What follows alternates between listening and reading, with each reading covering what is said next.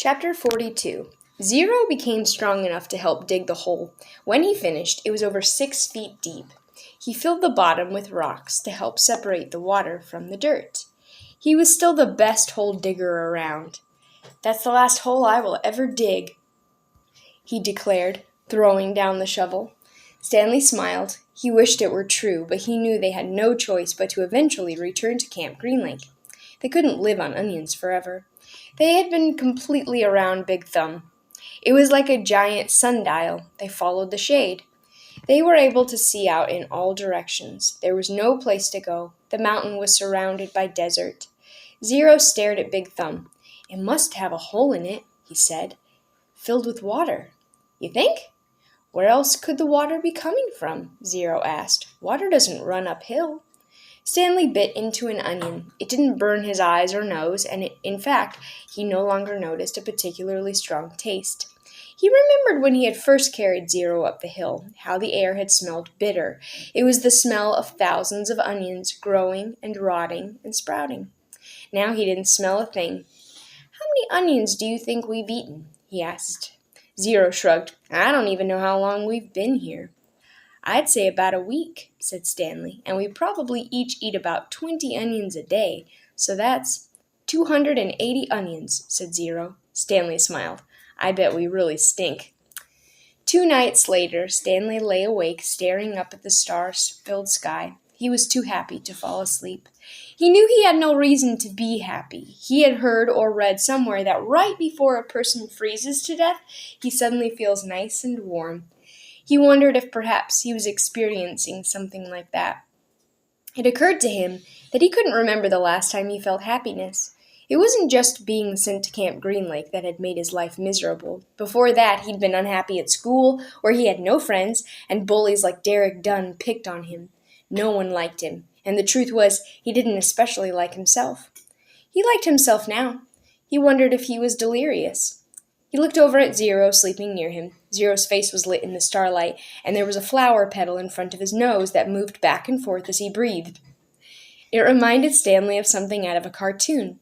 Zero breathed in, and the petal was drawn up almost touching his nose. Zero breathed out, and the petal moved toward his chin. It stayed on Zero's face for an amazingly long time before fluttering off to the side. Stanley considered placing it back in front of Zero's nose, but it wouldn't be the same.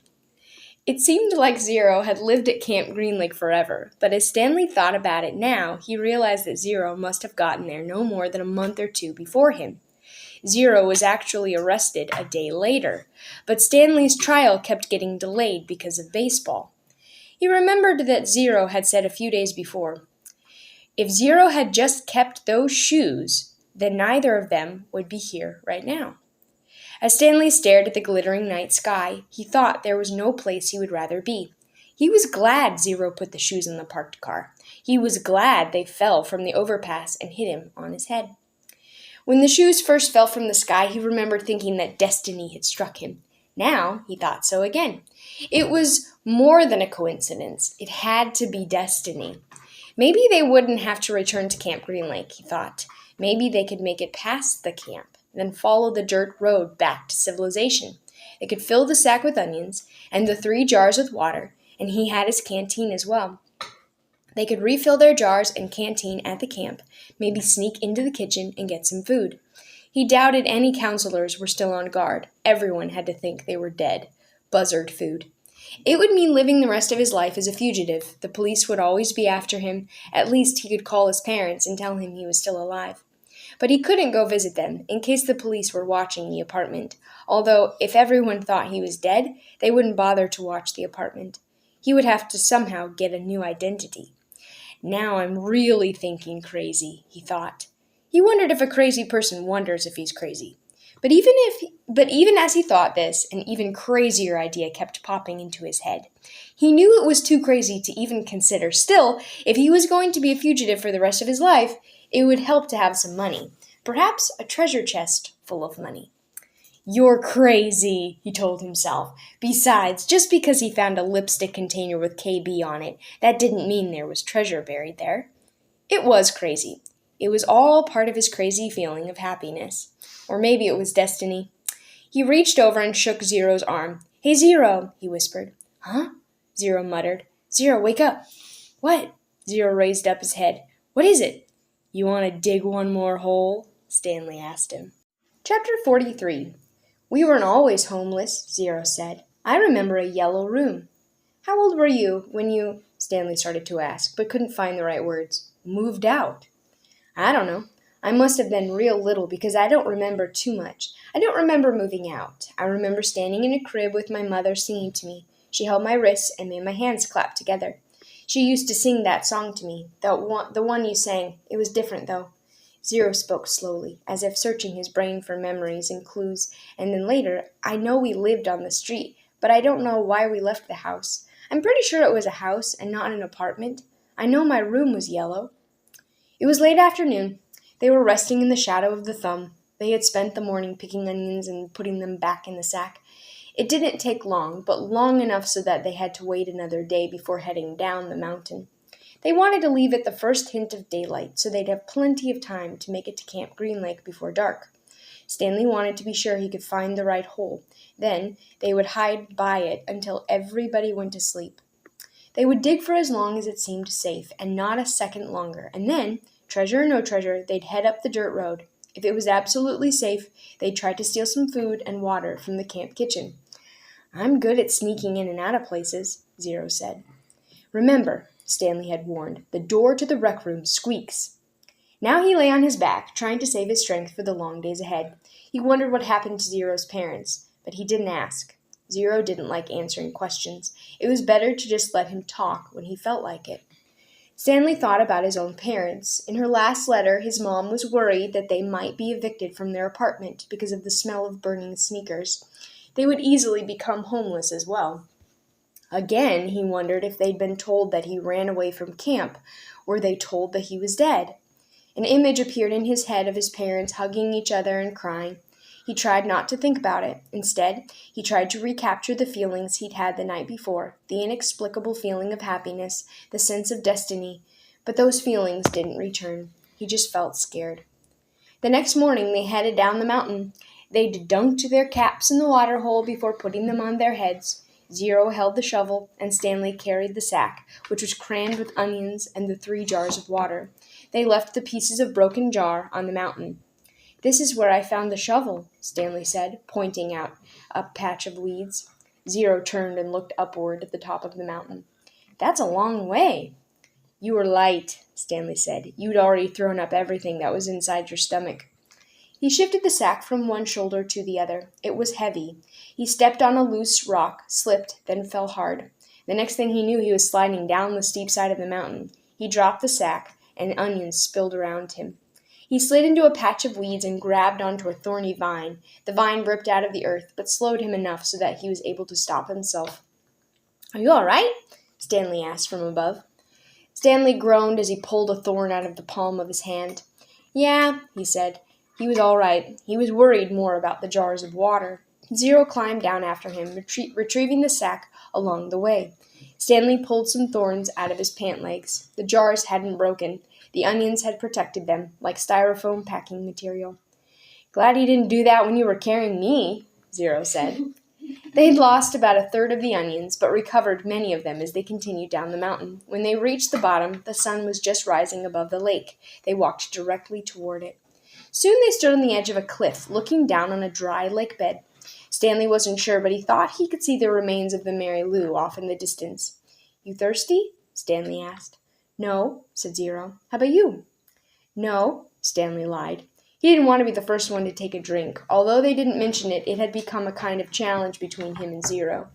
They climbed down into the frying pan. It was a different spot from where they had climbed up. They eased themselves down from one ledge to another and let themselves slide in other places, being especially careful with the sack. Stanley could no longer see the Mary Lou, but headed in what he thought was the right direction. As the sun rose, so did the familiar haze of dirt and heat. You thirsty? Zero asked. No, said Stanley. Because you have 3 full jars of water, said Zero. I thought maybe it was getting too heavy for you. If you drink some, it will lighten your load. I'm not thirsty, said Stanley. But if you want to drink, I'll give you some. I'm not thirsty, said Zero. I was just worried about you. Stanley smiled. I'm a camel, he said.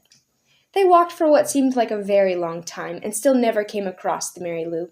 Stanley was pretty sure they were heading in the right direction. He remembered that when they left the boat, they were heading toward the sun.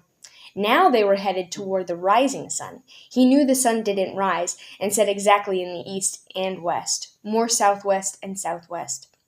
But he wasn't sure, southeast and southwest, but he wasn't sure how that made a difference. His throat felt as if it was coated with sandpaper. "You sure you're not thirsty?" he asked. "Not me," said Zero. His voice was dry and raspy.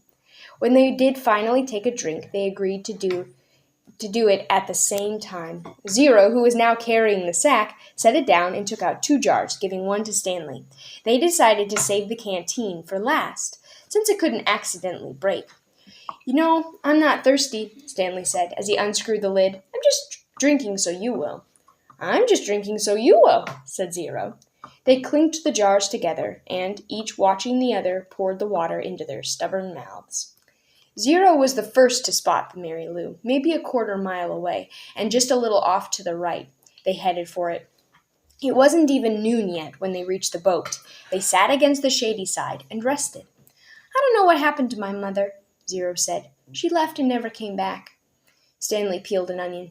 "She couldn't always take me with her," Zero said. "Sometimes she had to do things by herself." Stanley had the feeling that Zero was explaining things to himself. "She'd tell me to wait in a certain place for her. When I was real little, I had to wait in small areas, like a porch step or a doorway. Now don't leave here until I get back," she'd say. "I never liked it when she left. I had a stuffed animal, a little giraffe, and I'd hug it the whole time she was gone. When I got bigger, I was allowed to stay in bigger areas, like stay on this block or don't leave the park. But even then, I still held Jaffy." Stanley guessed that Jaffy was the name of Zero's giraffe. "And then one day she didn't come back," Zero said. His voice sounded suddenly hollow. "I waited for her at Laney Park." "Laney Park," said Stanley. "I've been there." "You know the playscape?" asked Zero. "Yeah, I've played on it." "I waited there for more than a month," said Zero. "You know that tunnel that you crawl through between the slide and the swinging bridge? That's where I slept." They ate 4 onions apiece and drank about half a jar of water. Stanley stood up and looked around. Everything looked the same in all directions. "When I left camp, I was heading straight toward Big Thumb," he said.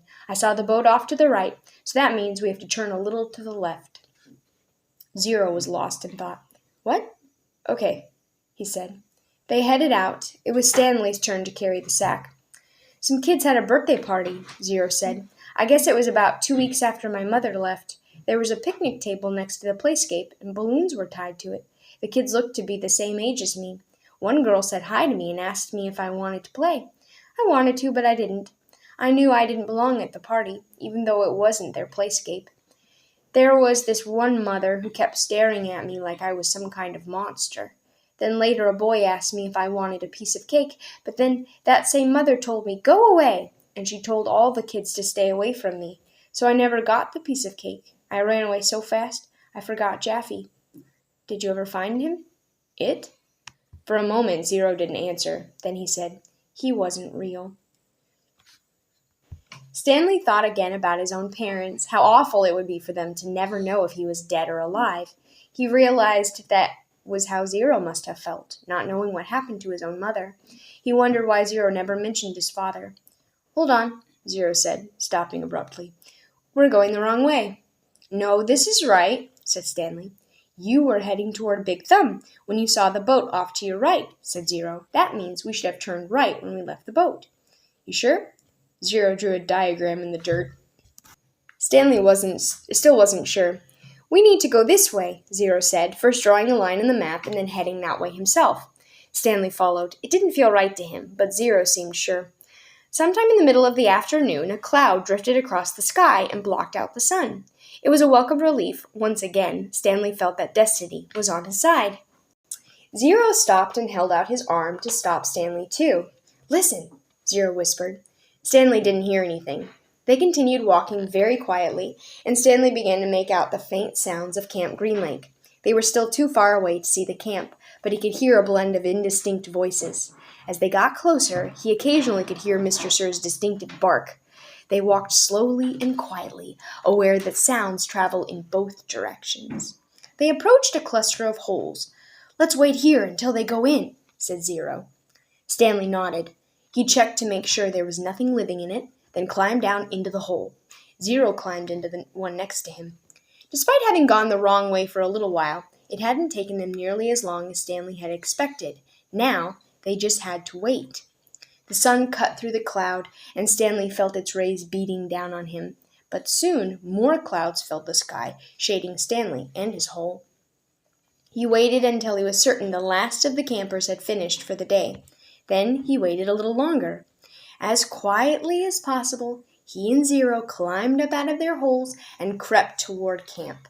Stanley held the sack in front of him, cradled in his arms, instead of over his shoulder, to keep the jars from clanking against each other.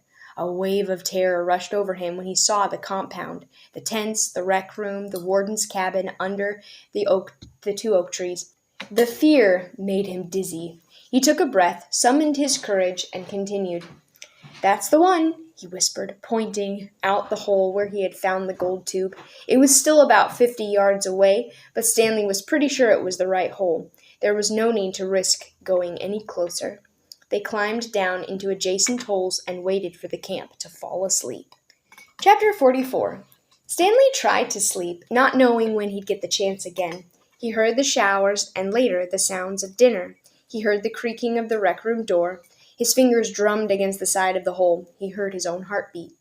He took a drink from the canteen. He had given Zero the water jars. They each had a good supply of onions. He wasn't sure how long he remained in the hole, maybe 5 hours. He was surprised when he heard Zero whispering for him to wake up. He didn't think he'd fallen asleep. If he had, he thought it must have just been for the last 5 minutes. Although when he opened his eyes, he was surprised at how dark it was. There was only one light on in the camp, in the office. The sky was cloudy, so there was very little starlight. Stanley could see a sliver of a moon which appeared and disappeared among the clouds. He carefully led Zero to the hole, which was hard to find in the darkness. He stumbled over a small pile of dirt. "I think this is it," he whispered. "You think?" Zero asked. "It is," said Stanley, sounding more certain than he really was. He climbed down. Zero handed him the shovel. Stanley stuck the shovel into the dirt at the bottom of the hole and stepped on the back of the blade. He felt it sink beneath his weight. He scooped out some dirt and tossed it off to the side. Then he brought the shovel back down. Zero watched for a while. "I'm going to try to refill the water jars," he said. Stanley took a deep breath and exhaled. "Be careful," he said, then continued digging.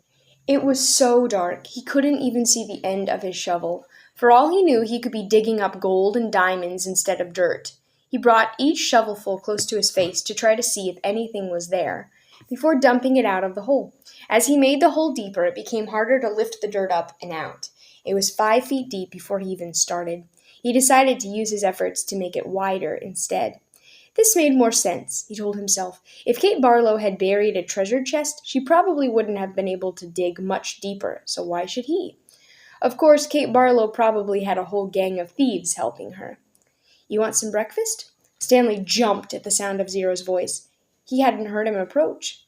Zero handed down a box of cereal. Stanley carefully poured some cereal into his mouth. He didn't want to put his dirty hands inside the box. He nearly gagged on the ultra-sweet taste. They were sugar-frosted flakes, and after eating nothing but onions for more than a week, he had trouble adjusting to the flavor. He washed them down with a swig of water.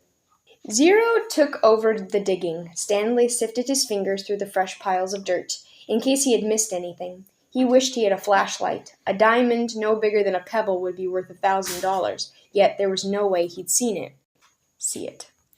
They finished the water that Zero had gotten from the spigot by the showers. Stanley said he'd go fill the jars again, but Zero insisted that he do it instead. "No offense, but you make too much noise when you walk. You're too big." Stanley returned to the hole. As the hole grew wider, parts of the surface kept caving in. They were running out of room. To make it much wider, they would first have to remove some of the surrounding dirt piles out of the way. He wondered how much time they had before the camp woke up. "How's it going?" Zero asked when he returned with the water. Stanley shrugged one shoulder. He brought the shovel down the side of the hole, shaving off a slice of the dirt wall. As he did so, he felt the shovel bounce off something hard. "What was that?" Zero asked. Stanley didn't know. He moved his shovel up and down the side of the hole. As the dirt chipped and flaked away, the hard object became more pronounced. It was sticking out of the side of the hole about 1.5 feet from the bottom. He felt it with his hands. "What is it?" Zero asked. He could just feel the corner of it. Most of it was still buried. It had the cool, smooth texture of metal. "I think I might have found the treasure chest," he said. His voice was filled more with astonishment than with excitement. "Really?" asked Zero. "I think so," Stanley said. The hole was wide enough for him to hold the shovel lengthwise and dig sideways into the wall. He knew he had to dig very carefully. He didn't want the side of the hole to collapse, along with the huge pile of dirt directly above it. He scraped at the dirt wall until he exposed one entire side of the box-like object. He ran his fingers over it. It felt about 8 inches tall and almost 2 feet wide. He had no way of knowing how far into the earth it extended.